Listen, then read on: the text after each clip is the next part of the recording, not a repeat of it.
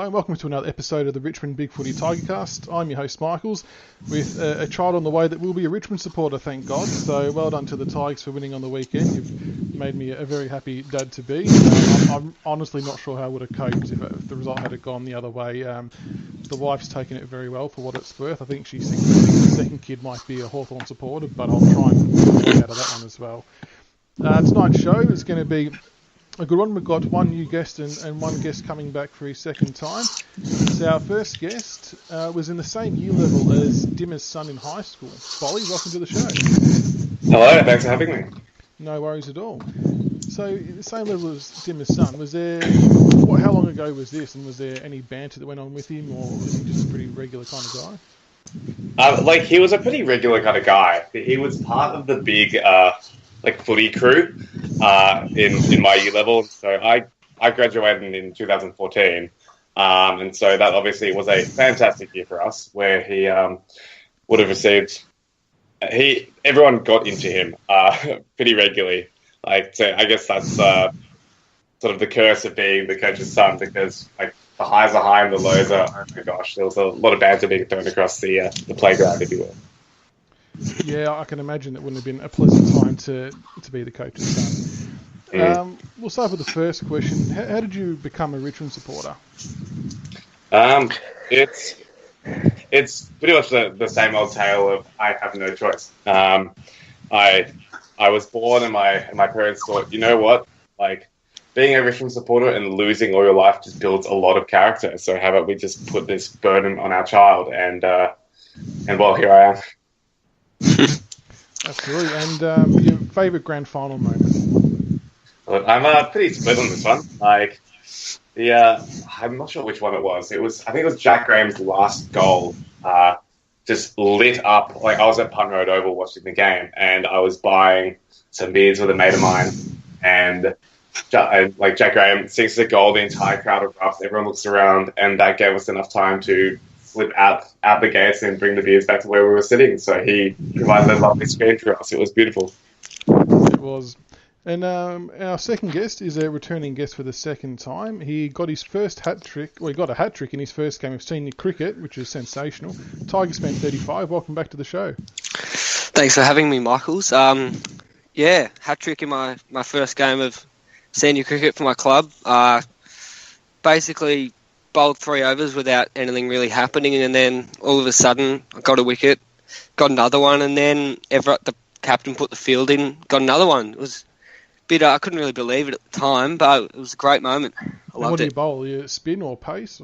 I'm a leg spinner, yeah. Oh, nice. And you 100% have to bring the entire field in for any kind of hat-trick. It doesn't matter what stage of the game, you've got to have everyone around the bat. Yeah, definitely. And we've had you on before, so we know a bit about yourself with how you became a Tiger supporter. But the grand final, what was your favourite moment? Probably Prestia's goal at the start of the last quarter.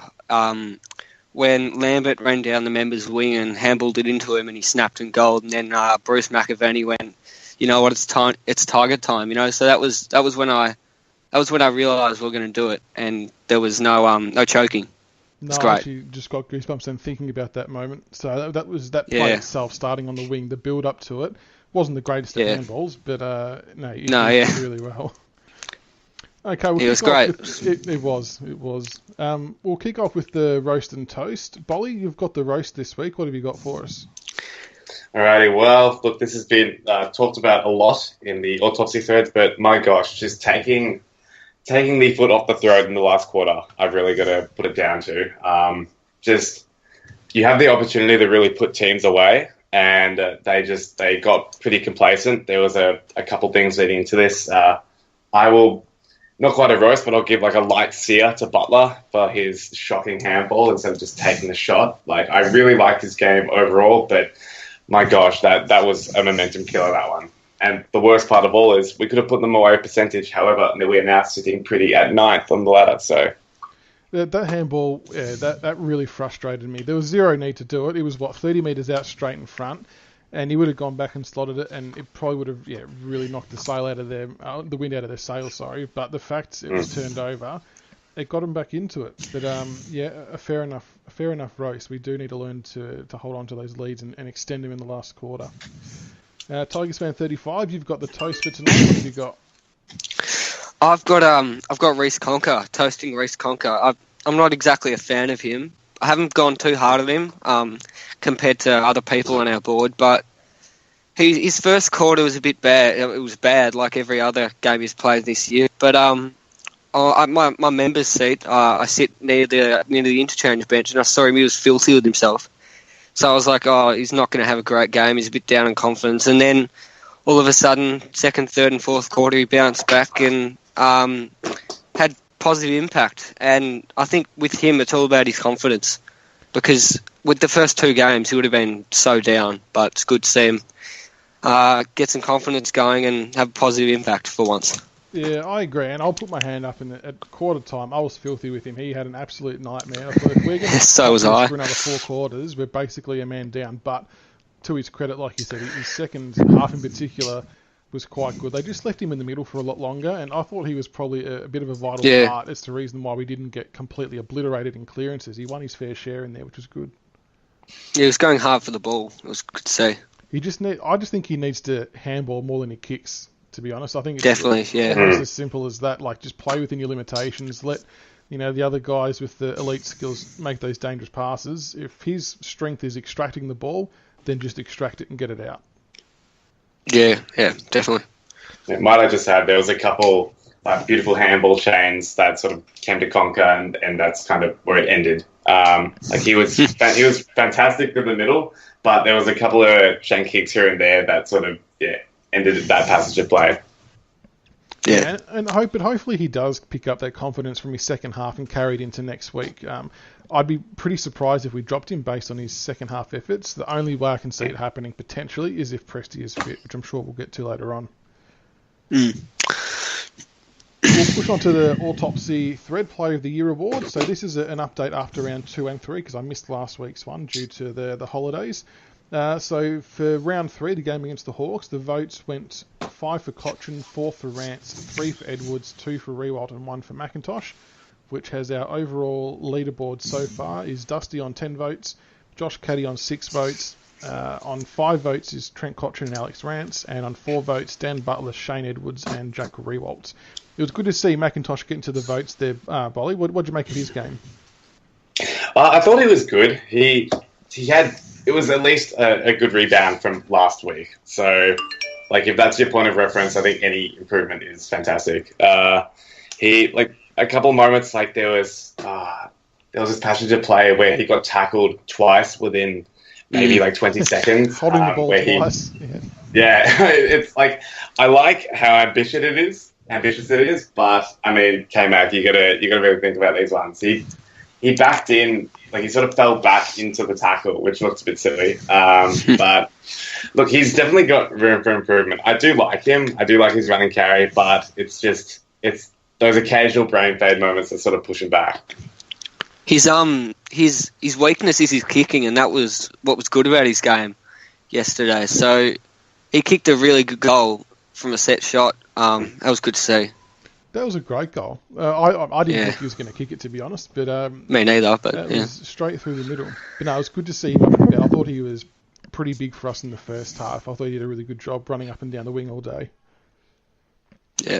We'll push on to the main review of the round 3 game versus the Hawks. So Richmond 15-12-102 defeated Hawthorn 13-11-89 by 13 points. The goal kickers were Rewalt with 4, Castagna with 3, Higgins with 2, Lloyd, Butler, Edwards, McIntosh, Grigg, and Nankervis. I'm not even sure we can count Nankervis as one because that was a complete accident. But it's on the scorecard, so we'll read it out. Tigers fan, I'll start with you. Where was the game won and lost for us? What did we do right that got us over the line? I just think that we in the second and third quarter we made our chances count. We capitalised on them and got ourselves a good lead. But as Bolly said, if we weren't in that lead, we would have lost the game because we were awful in the last quarter. But yeah, I think that tackled hard. What's his name? Castagna, 6 tackles. That was good to see. Great forward pressure. And that was what got us a lot of goals, I think. And Bolly, one of the big concerns I had during the game, and I'm sure most Tiger people had, was we got dominated again in the centre clearances. The amount of times we kicked a goal and within 30 seconds they'd replied. How do we solve this issue? Oh gosh, see, you're completely right. Like I remember exactly after Jack Higgins kicks his first goal, and then suddenly just straight up the centre, I think it was Puopolo who just like sinks one immediately. It saps a bit of the joy out of like those really nice moments. Like Nankervis does a really good job of getting to ground, but like having said that, he's a big unit, so you can't expect him to just have the speed that everyone else. I think having Dion around there adds a fair bit. Definitely. Yeah. And the last one we'll speak about with this game, Tigers fan, Alex Rance. He had a massive game, and I know he took a lot of intercept marks, but I think a lot of it would have come down to the pressure our mids were applying to their mids with the kicks. But how did you rate Rance's game? Oh, yeah, it was great. And I think definitely a lot of the time, a lot of pressure on the kick, and he just reads it beautifully and takes a good mark. And he did a great job just to not allow them to get on top at all. And great response from last week. Great to see. Definitely was. We'll push on to the man of the moment who made his debut with us, Jack Higgins. 12 disposals, 2 marks, 1 tackle, 2 goals, 1 behind. And he joins the First Kick, First Goal club, and his celebration was absolutely wonderful to see. How did you rate Jack Higgins' debut against the Hawks? I loved it. He's a character, which I love in football. Like just having these people that you can get around, not just for their performance, but for their personality. Because you can see the smile on his face. It was ear to ear, his grin. After that, and the commentators loved it. Everyone, all the boys came in. It was just a really nice moment for the guy, and you can't help but be really pleased for him. Outside of his 2 goals, which were both crackers, there was a really good smother in the first quarter where so who was kicking out, but he dives on in. So you can just see him, as Dimmer said, he's still learning the game, but he's learning it fast, and he's honestly going to really, really push some of the small forces spots. It was on his celebration. What I liked about it, it was good to see a forward or anyone really to genuinely enjoy the moment. Like a lot of players, they feel like they have to contain themselves a little bit when they kick their first goal, and it's still exciting. Everyone gets around him, but to see him just unleash and go for a run, I thought that was really good. Yeah, he loved it. He did. And Tigers fan, what did you make of his game? Oh, I think it was brilliant. And his pre-season, been a lot of talk about him just working the house down. So I just think he's how did we get him in the draft? I can't believe he wasn't picked up earlier, but it's great. It's great. And yeah. I was going to say that's the massive flaw with how the drafting works. Is it was basically because he was too small, according to recruiters. Yeah. And to me, size doesn't really matter in that sense. If you have the ability to find the ball and do things with it, you should get taken. Yeah, and in the schedule it said what does he need to improve on. He doesn't the only thing that he'll improve on is he'll understand the way we play as he plays more and more. And he's a brilliant player from what I've seen so far. So that'll be easy for him. So I look forward to. I think he'll be a great player for the future. He will be. And Bolly, I just want to highlight his football brain, I guess you would call it. The first goal that he kicked, when that was kicked in by Dusty, the umpire called touch play on. But out of about, say, 5 to 7 players, he was the only one that reacted straight away once he marked it. He's obviously a very clever player. Yeah, he was straight onto it, which was amazing. You just see everyone stall around. He saw the moment was there and grabbed it with both hands. It was fantastic to see. Hopefully he gets another run at it this week. I think you're right what you said, Tigers fan, that he's just going to get better as he learns the game plan. The only thing, and this is being super critical and nitpicking, but you would like to see, I suppose, more tackles purely based around what our game plan's about. And I think that's what Bolton kind of got dropped for because he wasn't making the tackles. But at the same time, Higgins still had the ability to hit the scoreboard and he was still creating pressure. So it's, you sort of take that and he'll get there with time, I think. Yeah, definitely.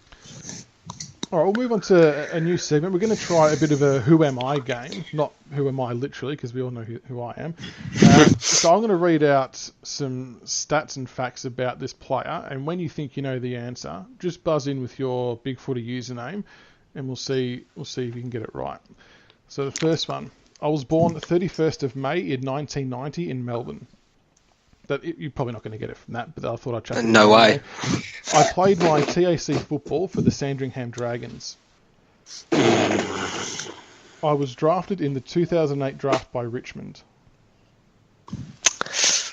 I made my debut round 12, 2009 against West Coast at Etihad Stadium. I played as a forward/ruck. Tigers fan. Yep, who is it? What's Graham? No. Is that his name? Incorrect. I'll keep going. All I played right. 119 games for Richmond and kicked 158 goals. And this is the last one, so I hope to God one of you get it. I went to Hawthorn as a free agent at the end of 2016. Tigers fan. Who is it? Tyrone Vickery. Our man Tyrone Vickery for the Tiger Vickery Cup. I thought it'd be fun to put him in there, given the history between the two clubs. And good to see we retain the Tiger Vickery Cup as well. Of course, it's honestly what we play for. In a weird way, kind of miss Ty, like not as a player, but just as what he represented. It's kind of a nostalgic time. He's an interesting player. Like, he was so frustrating because he could take the marks. His kicking was almost elite, but his work rate was just non-existent. I remember he came in, had the number 29, and my dad, because I was like 5 at the time, my dad was like, "Oh, he's got the number 29, Kevin Bartlett." I followed him, and he was just disappointing. And then I remember he had that one game against Collingwood in 2015, and that was it was his best game of his career. It was incredible. He showed everything that we didn't think he could do. All his potential came into that one game. His little run around the sort of near the boundary and snuck around and kicked that goal just lit up the NCG. It was fantastic. And now he's just carrying cats around in his backpack. We love fun. Right, we'd say how the mighty have fallen, but you know. And like I put in my preview last week, I think he was a huge part of our 2017 flag just by not being there. Definitely. We'll move on to another game, and this one's going to be a Richmond word association game. So we'll go with Bolly first. So I'll read out a word or a sentence, and just tell me the first thing that comes to your mind, and we'll just alternate between yourself and Tigers fan. And try not to swear, even though it's the first thing that comes to your mind. And it doesn't have to be a one-word answer. It could be a small sentence as well, because some of mine are a bit longer as well. So Bolly, you'll go up first. Damien Hardwick. Oh, just a bloke. Just an absolute bloke. I have, obviously, a huge amount of admiration for him. I love how he's just, he seems pretty genuine. He has his, standard responses and thing in press conferences and stuff, but he just seems like a good guy who can, you'd share a beer with him. Absolutely. Tigers fan, the qualifying final win against Geelong. Maybe just... I think it was just good to beat Geelong after the build up during the week about them being all salty that they didn't get it at Cardinia Park. But yeah, I was just over the moon. Bolly, Sam Lloyd's goal after the siren versus Sydney. Oh, ecstasy. I mean, how else can you describe it? That was just that was the highlight of 2016. A very, very small nugget of gold in an otherwise just terrible, terrible season. Definitely. We played so well in that game. We deserved it. It was wonderful. I remember, having gone to the game, I brought a bunch of friends who some of them, it was their very first game of football, and they sat down there and they obviously were blown away. A couple of them wanted to leave at 3/4 time, and I said, you know what, there's a chance. Well, when I say that, most of the time there isn't, but I was happy to be right with the time. All right, Tigers fan, David Asprey. Just a really good intercept mark. Just great I think he just suits in really well with our structure. Just that. Bolly, Punt Road Oval. Oh, I mean, Swinburne. Can I say that? You can say that. I just don't know how I feel. Like, obviously, you know, I'm glad that we have the corporate sponsorship and the money flowing in, but like seeing it as a Swinburne centre kind of sends shivers down my spine. But you know, that's my take. Tigers fan, Jack Dyer. Just a legend of the club, you know, and just another person in our rich history that has built our club up to the history that it has, and without him and a lot of the other guys, wouldn't be the same. We wouldn't have the support base that we have. Very true. Bolly, Dustin Martin. Oh, jet. Absolute jet. I mean, what he's a gun. He's a gun. There's nothing else to say about him. He took home every award that he possibly could last year. It's just, yeah, the proof is in the pudding. Jet. Yeah. And the final one for Tigers fan, Jack Rewalt. Just a tiger, just true blue tiger. I think just because he's always been there. He's been our star forward. His passion in the grand final was great to see. I love him. Yeah, he definitely wears his heart on his sleeve, doesn't he? Yeah, that's what I like about him. And I'm wrapped he's in the leadership group as well. I know it happened like last year, but it was a long time coming for him. He really does lead the way for those young kids up forward. Yeah, he's a great role model. All right, we'll push on to the preview for the round 4 game versus Brisbane. I'm not sure if either of you caught any of the Brisbane game last week, but they lost to Port Adelaide by 5 points. But in all honesty, Brisbane were brilliant. I saw the second half, and their setup defensively was first rate. They were all working as a unit. They were hard at the ball, and I really did think that Port Adelaide were going to win that game by 40, 50 points. But to Brisbane's credit, they were all over them. So I'll start with you, Bolly. Where's the game going to be won or lost for Richmond? We just have to play like we normally do. Like, just without taking away much credit from Brisbane. Richmond, we are the reigning premiers, and we really should go to town on them. I do rate them, and I would have loved to have seen them take down Port Adelaide. And they were a little bit robbed in some sense. Like, they worked so hard, and it was kind of devastating to me to see Port go over the win. But just if Richmond bring their standard game plan, pressure, I feel like the inexperience of the Lions will sort of crumble. And Tigers fan, do you think it's fair to say that this game, for Richmond in particular, will be largely won or lost with our own mental approach to the game? I remember last time we played them at Etihad, it felt like we took them way too lightly, and they almost did us. Yeah, I think that we can't take them lightly this time, because last year they didn't have a good defensive structure at all. And this year with Luke Hodge, I think it's all coming together pretty well for them defensively. So we won't be able to get those easy goals that we got last year. So we can't take them lightly at all. And if we do, we might lose. If we play badly and take them lightly, we'll lose. And the Luke Hodge point you made is an interesting one. I mean, really, that has to be the sole reason why they went after him, to shore up their defensive structure. Yeah, just his leadership and experience with the youngsters they've got coming through, I think really helps them. It's good for them. It definitely does. And Bolly, what do our main focuses need to be for this week's game? Just continue bringing the pressure, and also skills, handball skills. There was some beautiful handball chains against Hawthorn. They went coast to coast. There was a couple of lopsided ones which ended them, but overall we seem very, very fast and very, very clean. So if they're able to clean that up a little bit, keep the run and carry going, it'll go a long way to really pounding on the goals. The handballing game was interesting because I think that was definitely done by design against the Hawks to get through their zone. I don't think we wanted to try and kick our way through it. So yeah, it will be interesting to see if we try and handball our way from end to end again, because it was fascinating to watch them try and do it. Yeah, it's really exciting actually watching us do that. I love it when it works out. It didn't used to work out, but it does now. I think they need to do it up until they get to probably past the centre circle, then maybe look at trying to kick it to a forward, because we started to overpossess it. We'd hit them on the counter-attack and be in hundreds of acres of space, and we'd stuff it up with just a really, really poor skill error that was meant to be a simple pass. And Tigers fans, Brisbane won the clearances last week against Port and the contested possession, so they're up for the challenge.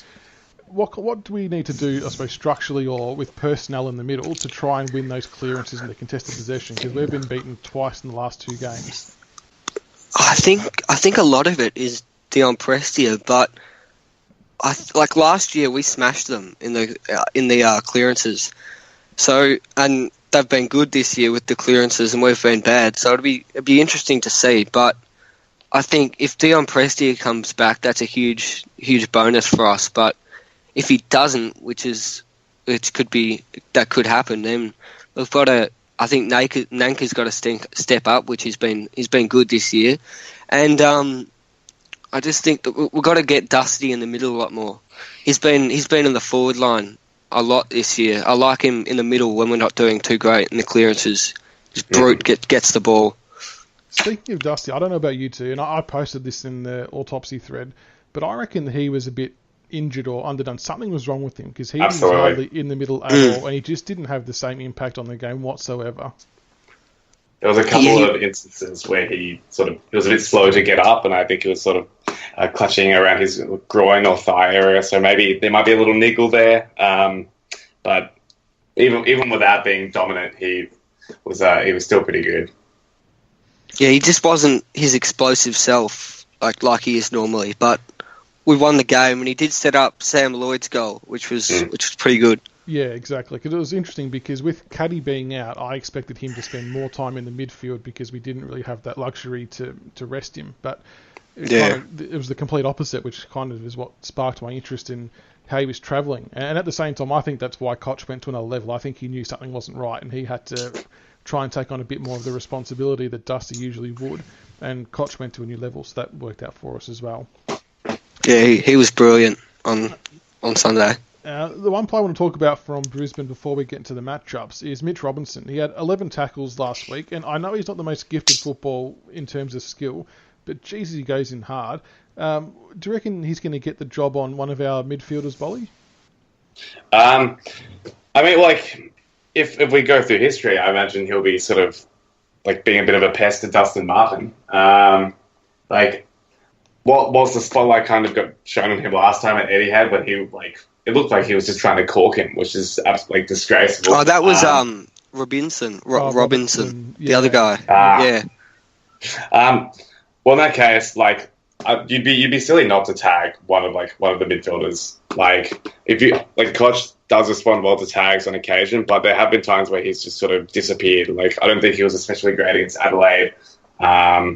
And of course, before he brought his game to a new level, it was notorious that if you tagged him in the final, he'd fall apart. Yeah, and I think you're right. He will go to one of them. But yeah, hopefully we can kind of really quell his hardball getting ability because he's got no fear for his own body, that bloke. Well, we'll push on to the other key matchups. I'll start with you, Tigers fan. Kane Lambert versus Dane Zorko. What do you make of that one? I think that Kane Lambert's just got to bring the pressure like he does normally because all he's got to do, he doesn't necessarily have to get goals. Like all of our other small forwards, it comes if the pressure comes. So he's just got to work hard on sticking with Dane Zorko because Dane Zorko can be dangerous. He's good. He's good kick. He's good for Brisbane. So if he does win that matchup, it's huge for us winning the game, I think. Yeah, Zorko is, I suppose, one of their best players. He not only wins the ball 30 times a game, but he could kick 4 or 5 goals himself. So it is important for Kane to have a really good game on him. Bolly, Nick Vlosten versus Charlie Cameron. I know Grimes could go to Charlie Cameron as well, but they've also got Lewis Taylor. So I've just gone with Vlosten for the time being. How do you see that one playing out? Well, I think Nick, he's real hard at the footy, and I feel like there's the opportunity where he's going to be crunching Cameron into the ground quite a lot. Cameron is very slippery and very damaging around goals. I think he scored 8 or 9 goals this season. He's been pretty good for the Lions. So I think he'll definitely be one to watch and maybe one of their more dangerous forwards. Actually, I think Tigger definitely has he definitely has what it takes to sort of nullify him. But I wouldn't be surprised if Cameron gets the better of him. Yeah, and I think Vlosten back in the side last week made such a big difference. I think we didn't realise how much we missed him until he wasn't there, if that makes sense, the week before. So I think he'll do a good job. Tigers fan, I think one of the biggest matchups for this game that will potentially decide the outcome is Nankervis versus Steph Martin. For me, I think Steph Martin's one of the best ruckmen in the competition. How do you think Toby Nankervis is going to go up against him? Yeah, well, Steph Martin was amazing on, I think, Saturday when they played. He was so good. And Nank's a great ruckman and a great player, and he's got to bring his A game if he wants to stick with Steph Martin, because Steph Martin could get on top of him. He's definitely one of the best in the competition, as you said. So I think that Nank just has to get around the ground with Steph, because I think Steph Martin's a lot more mobile. Yeah. So that'd be interesting to see. But I think Nank can definitely do the job on him. Yeah, he definitely is a lot more mobile, and Martin has that really good ability to go forward and cause a lot of damage. And I know he wasn't against Patrick Ryder last week, but he still had something like 49 hit-outs or something ridiculous like that. So once he gets on top, he's going to give the midfield silver platter service. So Nankervis's game is pretty vital to us not getting smashed in the stoppages again. Yeah. And the last one, Bolly, there's been talk on the Lions board that Dane Beams will be back in this week. Put down Cochin might be a matchup, but it might be more of a head-to-head as opposed to looking after each other kind of thing. Yeah. Well, I mean, it's a classic captain on captain. They'll both be trying to lead from the front and do what they can do. They're, in some ways, they kind of mirror themselves. Like, they're both very hard at the contest. They win a lot of contested ball. And they can both push forward and be quite dangerous there. So this will be a real interesting one. I don't think that they'll be sort of sitting on each other, but you wouldn't be surprised to see them going hard, sort of setting the example for both their teams.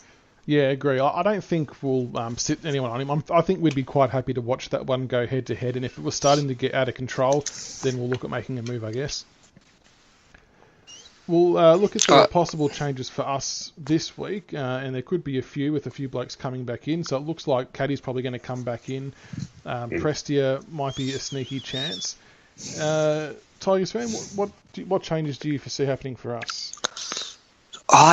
One thing, I don't think Nathan Broad will come back in, because Short's been really good this year, and I don't think Nathan Broad's the sort of player just yet to just waltz into the starting 22 when he's ready. So I don't think that'll happen.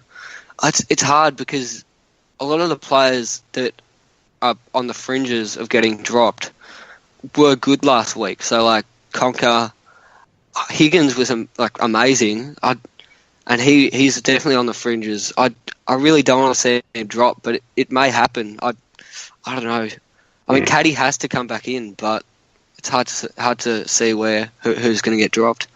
I would say that maybe probably Conca in the end. I think either Conca or Lloyd. Conca was great, apart from his interesting first quarter. But Lloyd was it's a fantastic goal. I just don't think he added a huge amount to the rest of the game. Townsend was also a little bit quiet, so you could see him move for Caddy, but he also plays a great role in nullifying some of the key defenders. So it's a headache. The other one I'm almost scared to mention is Jack Graham. He's had a couple of quiet weeks. I know we all love him, but does he need to find a bit of form in the twos maybe? Look, potentially. He has been pretty quiet. He was decent in the midfield. I saw he was sort of matched up on Tom Mitchell for a little bit. Maybe it could be one of those situations where if he's in, maybe you chuck him on Zorko or Beams, but he's definitely been one of the players that have been a little bit down, so it would be disappointing but not surprising. And Tigers fan, I know you mentioned Higgins before. Where do we stand with him? First game player, typically speaking, if someone has to make way for, now we can say a premiership player, usually it's the last bloke that comes in is usually the first one to go out. But are we wanting him to be a regular in our top 22, or does he have to make way for experience just by default? I don't think he has to make way for experience just by default. I'd love to see him stay in the team somehow this week. I think he's a great player for us at the moment. In the VFL, he was great in the first few practice matches, and he's. I just want to see him get game time, because that's what he needs to become the star that we've seen he can be. I think I'd love to see him stay. Yeah, it's kind of when you put it like that, like you can sort of reflect back on how Jack Graham was performing towards the end of last season. Like, you know, we could have made way for experience there, like with an Anthony Miles or something like that. But if they keep him in this week and he performs, then like if he's a performing player, I take him out. Yeah, exactly. And speaking of the VFL guys, who've had a pretty good win over Port Melbourne, Bolter is the other one that has really impressed people just by reading the comments and the reviews. Where do we think he's sitting in the pecking order? I know probably this week might not be the week to do it, or do we leave him there for another couple of weeks? Where do we think he's at? I think that he'll if he keeps performing like he did on Saturday, he'll come in the next 5 to 10 rounds, because we're the sort of club to give players like him a chance. You know, we gave Jack Graham a chance right at the end of the season, so definitely he'll come in if he keeps performing well in the VFL. And Bolly, Corey Ellis, he had a pretty good game in the VFL. He played to the level that we would all like him to play to in the AFL. Where do you sort of see him with cracking back into the seniors? Is he a chance, or is he going to stay there for a few more weeks to show some consistency?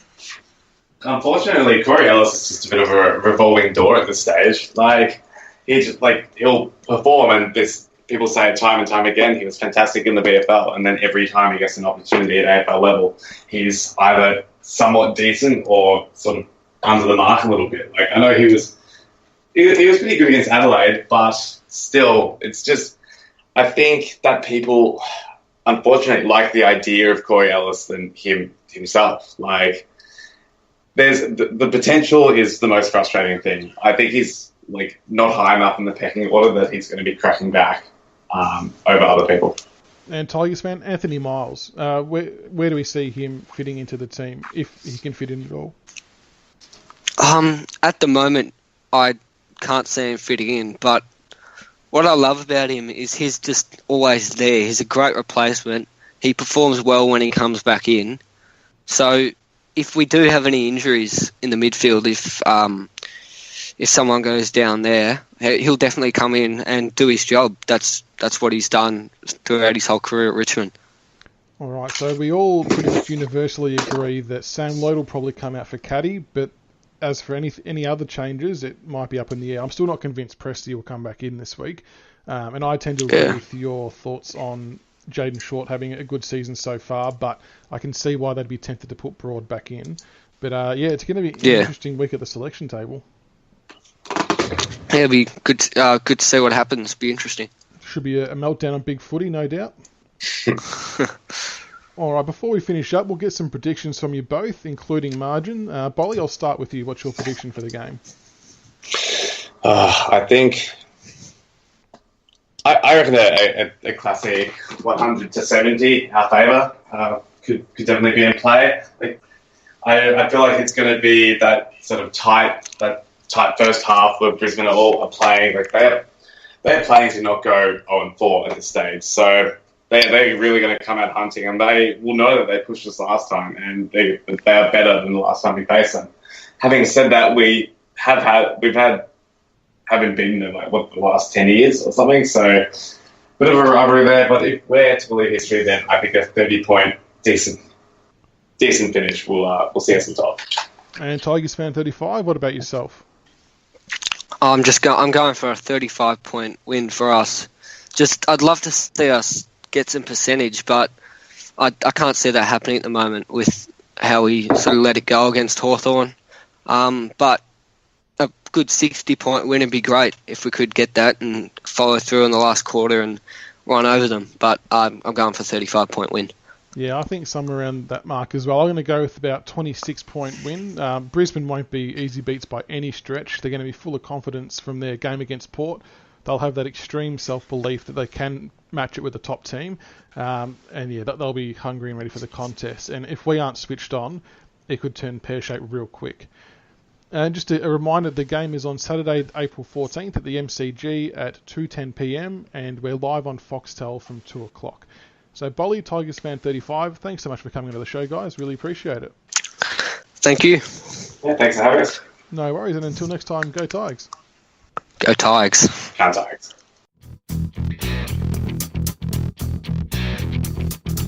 Thank you for listening to another episode of the Richmond BigFooty Tigercast. Be sure to subscribe to the podcast on iTunes and YouTube so you can follow all the roast and toast, the reviews and previews, and all topics Richmond. Also keep an ear out for our special episodes of interviews with past players. Go Tigers.